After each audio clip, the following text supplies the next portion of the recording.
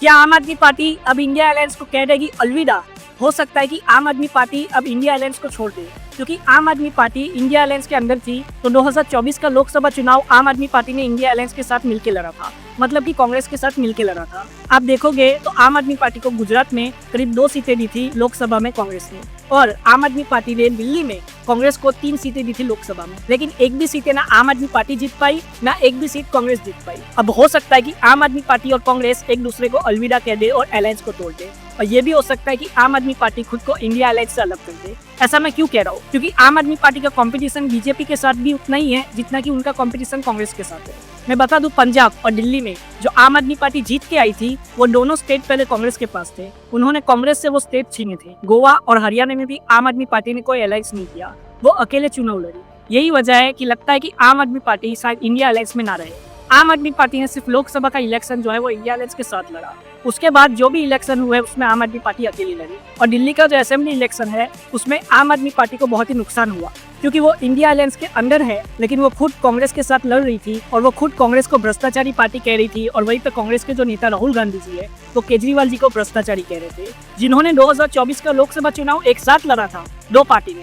वो थोड़े ही टाइम के बाद जब दिल्ली असेंबली इलेक्शन आता है तो एक दूसरे के अगेंस्ट हो जाती है। यही वजह है कि जनता में कंफ्यूजन हुआ और जनता ने बीजेपी को वोट कर दिया, और जिसकी वजह से बीजेपी की बम्पर जीत हुई और बीजेपी ने सरकार अपनी बनाई। बहुत सारे मुद्दे तो है जिसकी वजह से आम आदमी पार्टी हारी, लेकिन आम आदमी पार्टी लगता है कि इंडिया अलायंस को छोड़ दे, क्योंकि आम आदमी पार्टी को पता चल चुका है कि इंडिया अलायंस में रहना आम आदमी पार्टी के लिए कुछ इतना फायदेमंद है नहीं। और वैसे कांग्रेस भी चाहती है कि आम आदमी पार्टी इंडिया अलायंस को छोड़ दे। कांग्रेस के बहुत सारे बड़े बड़े नेता मीडिया में कहते हैं कि उनकी मिस्टेक हो गई, उन्होंने आम आदमी पार्टी से लोकसभा इलेक्शन में अलायंस किया। ये कांग्रेस के बहुत सारे बड़े नेता कह रहे हैं। तो शायद आम आदमी पार्टी कांग्रेस और इंडिया अलायंस को अलविदा कह दे और अकेले ही इलेक्शन लड़े। पर आम आदमी पार्टी को बहुत नुकसान पहुंचाया ये बार कांग्रेस पार्टी ने दिल्ली इलेक्शन में।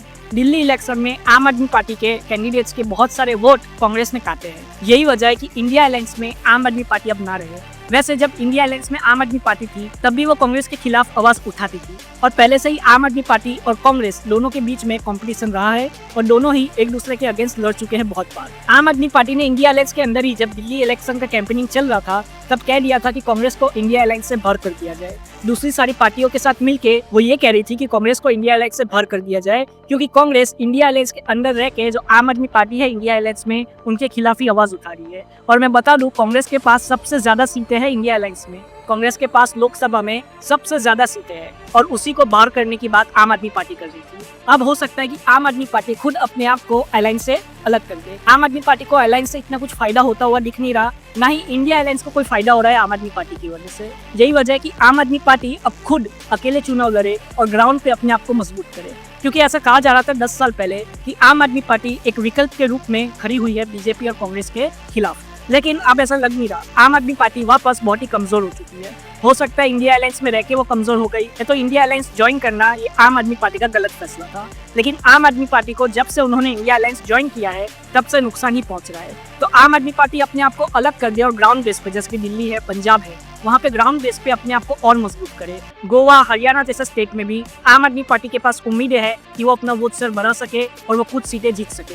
तो आम आदमी पार्टी शायद वहाँ पे भी अपने आप को मजबूत करे और वापस जनता के बीच में जाके ये बताए कि वो अभी भी कांग्रेस और बीजेपी के खिलाफ एक विकल्प है। अब कांग्रेस और बीजेपी दोनों के लिए एक अच्छी खबर है, जो वापस कॉन्टेस्ट होगा वो कांग्रेस और बीजेपी के बीच डायरेक्टली होगा, ना कि आम आदमी पार्टी बीच में आएगी। जैसे कि दिल्ली है, दिल्ली में 10 साल से भी ज्यादा से आम आदमी पार्टी की सरकार थी, कांग्रेस को उन्होंने हराया था।